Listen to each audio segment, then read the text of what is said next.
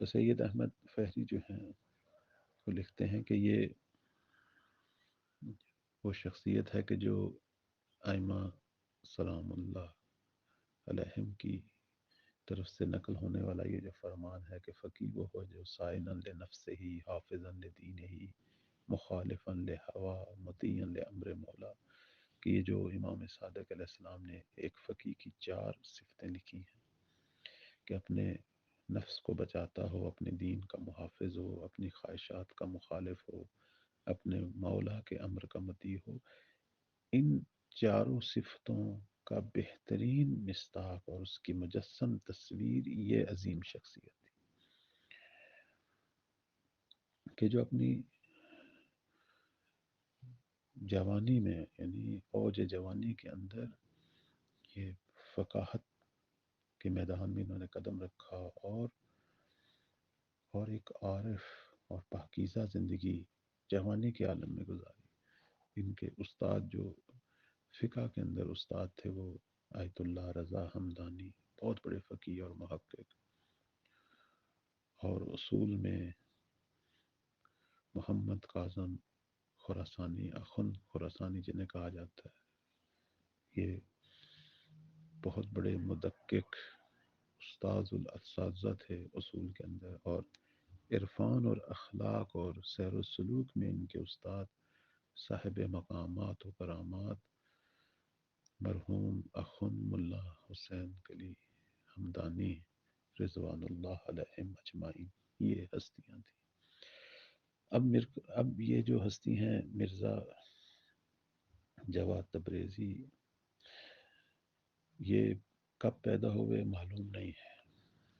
ان کی ولادت کا علم جو ہے وہ نہیں ہے، لیکن انہوں نے جوانی کے عالم میں فقہ میں ایک کتاب لکھی تھی۔ اس کتاب سے معلوم ہوتا ہے کہ آپ جو ہیں وہ جب انہوں نے یہ کتاب لکھی، وہاں جو تاریخ لکھی ہے اس میں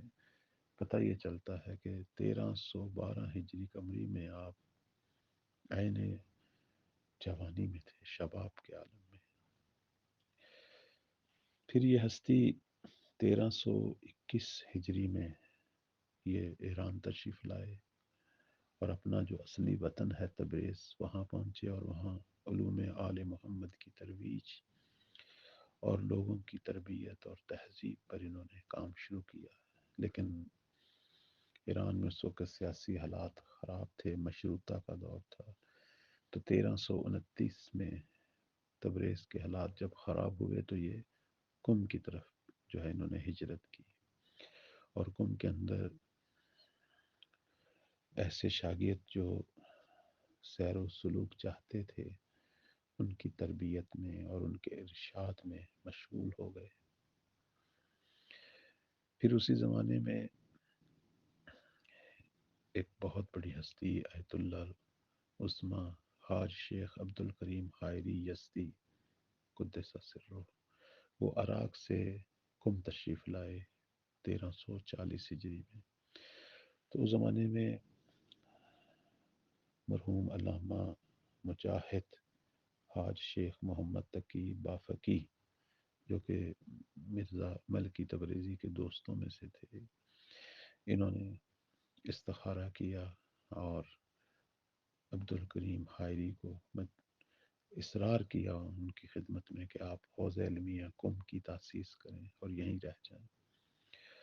استخارہ بہت اچھا آیا، اور آیت اللہ حائری نے پھر عراق جو کہ شہر ہے ایران کا، وہاں سے قم ہجرت کی، اور یہاں علماء جمع ہونے شروع ہو گئے۔ اسی دوران ہے مرحوم عالم زاہد متقی حاج شیخ عباس تہرانی، انہوں نے بھی جو ہے وہ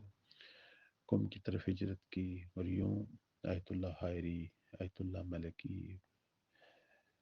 آیت اللہ بافقی، اسی طرح حاج عباس تہرانی، اور اور بھی بہت ساری ہستیاں، ایک علماء کی محفل جس میں علم و اخلاق و تہذیب کی ہستیاں تھیں بڑی بڑی، یہ سب جمع ہوئیں اور طلاب جو ہیں تشنگان علم، پیاسے جو علم کے اور تربیت کے، سیر و سلوک کے، سب یہاں جمع ہونے شروع ہو گئے۔ مرحوم ملکی تبریزی جو ہیں، جن کی کتاب پر ہم نے گفتگو کرنی ہے، ان کا اس زمانے میں ایک درس تھا جس کا نام تھا مفاتیح مرحوم فیض۔ یہاں وہ دینی علوم کی تدریس کے حوالے سے یہ درس ان کا چل رہا تھا، اور اس کے علاوہ آپ کے دو طرح کے درس اخلاق تھے۔ ایک خاص لوگوں کے لیے تھا جو آپ کے گھر میں ہوتا تھا، اور ایک عمومی درس اخلاق تھا جو مدرسہ فیضیہ حرم حضرت معصومہ کم صلوات اللہ علیہ اس کے ساتھ متصل ایک مدرسہ ہے فیضیہ۔ وہاں آپ اہل کم یعنی عام جو کم کے رہنے والے لوگ ہیں ان کو آپ یہ درس دیا کرتے تھے۔ اور پھر اسی حرم مبارک کے اندر مسجد بالا سر میں اقامہ نماز جماعت بھی مرحوم ملکی تبریزی رحمۃ اللہ علیہ یہی انجام دیا کرتے تھے۔ اسی دور میں امام خمینی رحمۃ اللہ علیہ جو ہیں وہ بھی مرحوم ملکی تبریزی کا جو خاص درس ہوتا تھا جو ان کے گھر میں ہوتا تھا خواص کے لیے، اس میں حاضر ہوتے تھے۔ اس عظیم عارف کے بہت ساری خصوصیات ہیں، اس کا خلاصہ آپ کی خدمت میں چند ایک واقعات کی شکل میں بیان کرتے ہیں تاکہ ہمیں معلوم ہو کہ یہ کتاب کس بابرکت ہستی کی تخلیق ہے، کس کی تحریر ہے۔ جناب سید احمد فہری جو ہیں وہ لکھتے ہیں کہ میرا ایک دوست تھا سرہنگ محمود مجتہدی، جنہوں نے آغا ملکی تبریزی کی بارگاہ کو در کیا تھا، یعنی ان کے زمانے میں ان کی خدمت میں رہا ہے اور ان کے درس سے استفادہ کرتا رہا ہے۔ اس نے مجھے بتایا کہ ایک دفعہ میں اپنے استاد محترم مرزا ملکی تبریزی کے ساتھ درس ختم ہونے کے بعد فیضیہ میں عمومی جو درس تھا وہ ختم ہونے کے بعد میں ان کے ہمراہ مدرسہ دارالشفا جو کہ فیضیہ کے ساتھ ایک مدرسہ ہے وہاں گئے، تو مجھے بھی وہ ساتھ لے گئے۔ تو وہاں ایک طالب علم کے کمرے میں ہم گئے اور پھر وہاں تھوڑا سا بیٹھے، طالب علم نے احترام کیا، آغا نے بھی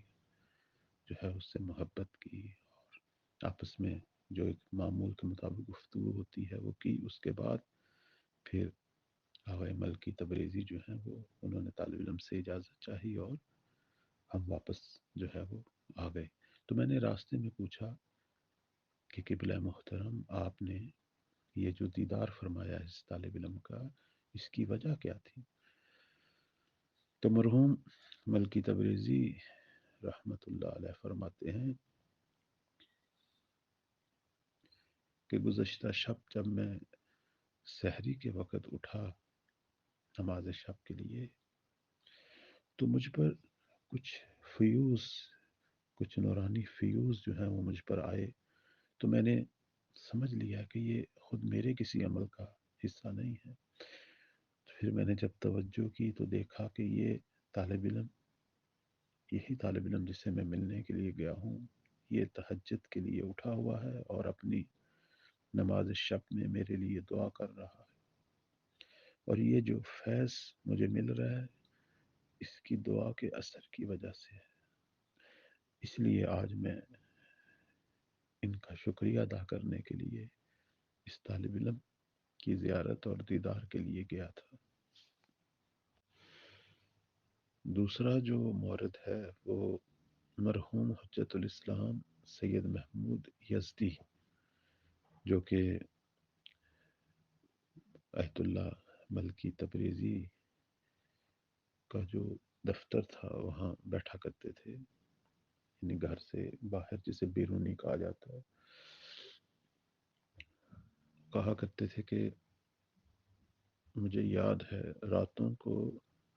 جب آغا ہمارے استاد محترم آیت اللہ ملکی تبریزی تہجد کے لیے جب اٹھتے تھے تو مجھے وہ سارا منظر یاد ہے، جب وہ اپنے بستر پر ان کی آنکھ کھلتی تھی تہجد کے وقت،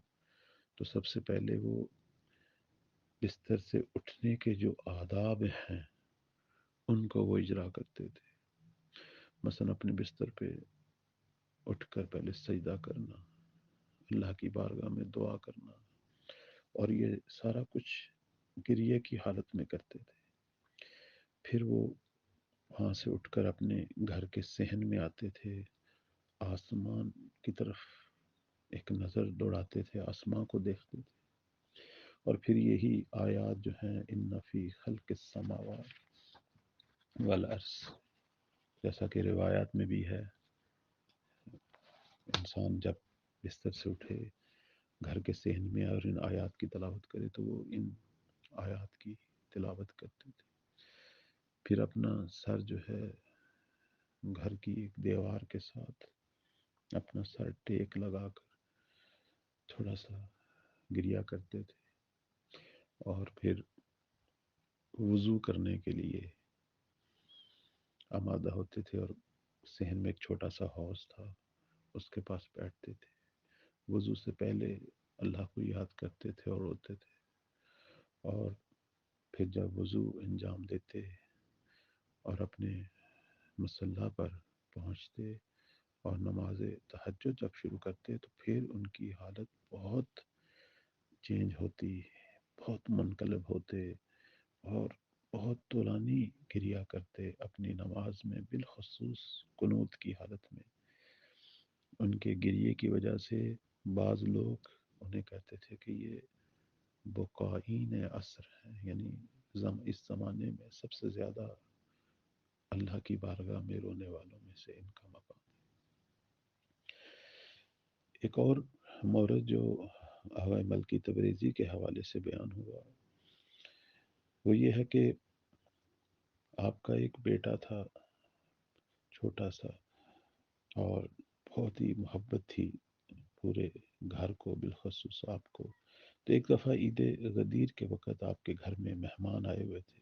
مختلف لوگ قبلہ کی گھر میں ان کی زیارت کے لیے. تو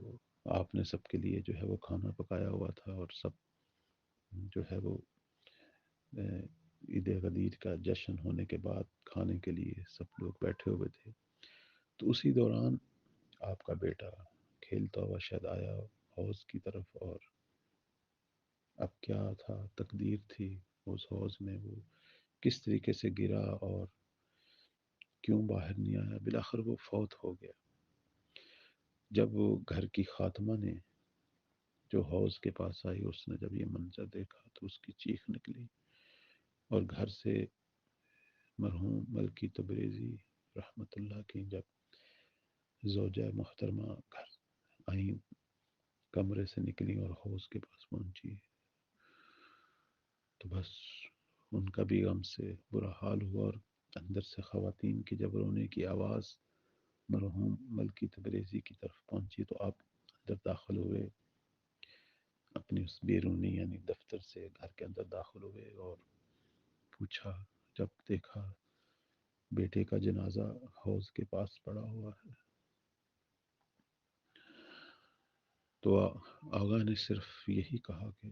ساکت، سب خاموش ہو جائیں. بس یہ کہنا تھا کہ سب خواتین خاموش ہو گئیں،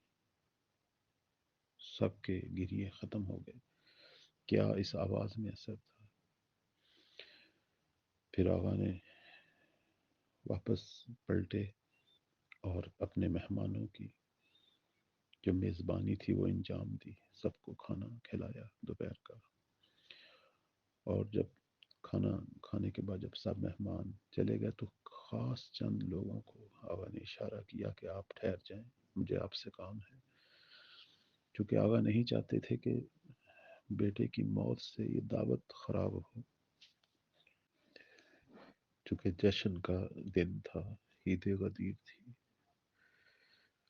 لوگوں کی خوشیوں کو اپنے بیٹے کی وفات سے خراب نہیں کرنا چاہتے تھے.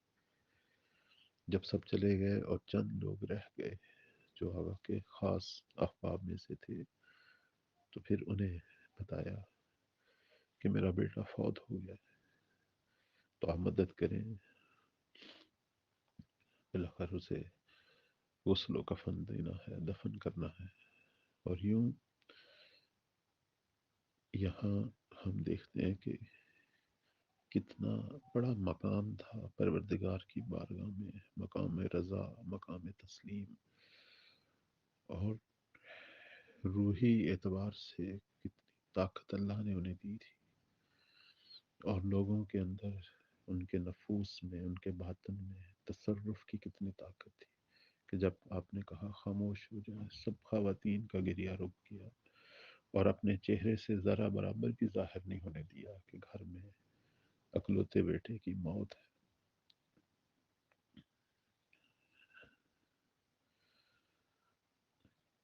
آخری واقعہ جو آغا کی وفات کے حوالے سے ہے وہ آپ کی خدمت میں بیان کرتا ہوں تاکہ ہمارا یہ تمہیدی درس ختم ہو۔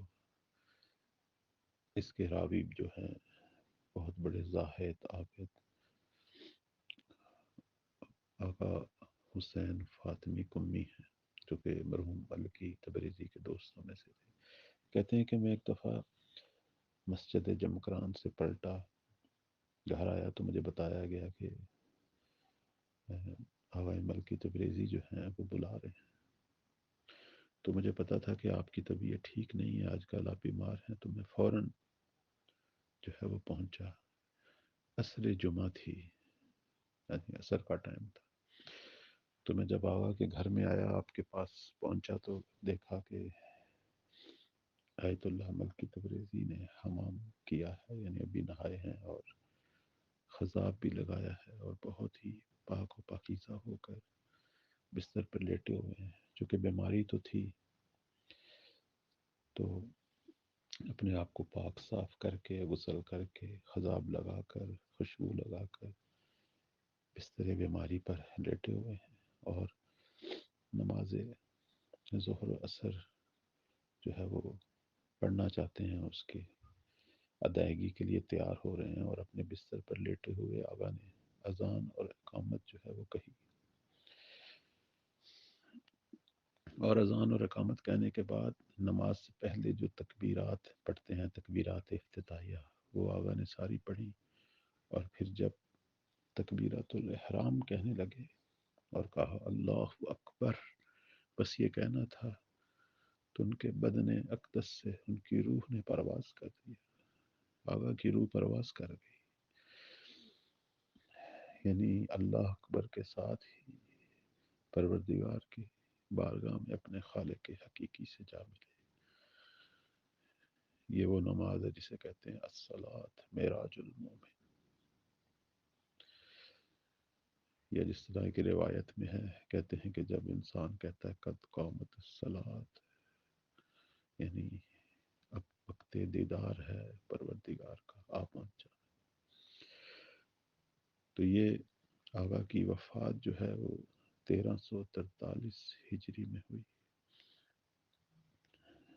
اس مقدس عظیم ہستی کو قم کے اندر بہت بڑا تشییع جنازہ ہوا، اور پھر حرم کے ساتھ جو قبرستان ہے شیخان، وہاں آقا کو دفن کیا گیا، اور آپ کی تاریخ وفات کے حوالے سے جو لکھا گیا وہ یہی لکھا گیا کہ رفع العلم و ذهب الحلم، علم و حلم کی، علم و حلم کا سمندر جو ہے وہ چلا گیا۔ 1343 میں آقا کی وفات ہے۔ اللہ تعالی ہم سب کو اس عظیم ہستی کی سیرت پر چلنے کی توفیق عطا فرمائے۔ کتاب کو پڑھنے سے پہلے ضروری تھا کہ ہم اس عظیم ہستی کی زندگی، ان کی سیرت طیبہ سے کچھ نہ کچھ آشنا، تاکہ ہمیں پتہ چلے کہ یہ تحریر کس عظیم ہستی کی ہے، ان سے ہمیں کچھ نہ کچھ آشنا ہے۔ خدا کا شکر گزار ہوں کہ یہ توفیق ملی اس عظیم ہستی کے بارے میں چند کلمات کہنے کی۔ اللہ تعالی ہم سب کو توفیق دے ان ہستیوں کی سیرہ پہ چلیں اور محمد و آل محمد کے شائستہ شیعہ قرار پائیں اور اپنے زمانے کے امام کے ویسے ناصر بنیں جس طرح کہ وہ چاہتے ہیں۔ ان ہستیوں کو جب پڑھتے ہیں تو پتہ چلتا ہے کہ مولا کن کا انتظار کر رہے ہیں، کیسے ناصر چاہتے ہیں۔ خدایا یہ جو کچھ بھی بیان ہوا اسے ہماری روحوں کی، ہمارے باطن کی پاکیزگی کا ذریعہ قرار دے۔ والسلام علیکم ورحمۃ اللہ۔